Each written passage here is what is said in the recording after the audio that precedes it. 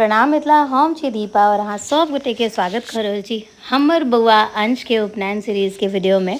तो आई छै एहि वीडियो में जे अहाँ सब देख रहल छियै ओहिमे माटि मंगल और माटि मंगल के लेल एखन अंश भऽ रहल छै तैयार। कपड़ा लत्ता पहिर के ऊपर से आबि गेलथि हैं और हुनकर नानी कऽ रहल छथिन चानन और इम्हर हुनकर दादी माँ लगा रहल छथिन हींग। तो बहुत सुंदर दृश्य छलैया जे हमर आँखि के बहुत ही बेसी जे छै से की कहू शांति दऽ रहल छलै। और दुनू गोटा मिल कऽ अंश के तैयार कऽ देलखिन, पाग लगा कऽ अंश आब तैयार भऽ गेला ढोलिया बजनिया के पूजा के लेल। तऽ सबसँ पहिले एतऽ ढोलिया बजनिया के पूजा सँ जे छै आइ के शुरुआत भऽ रहल छै।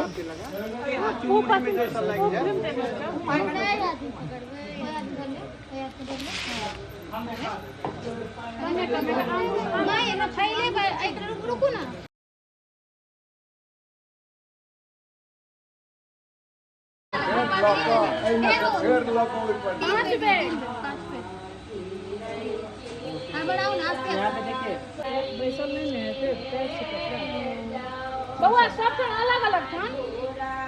हाँ हाँ हाँ हाँ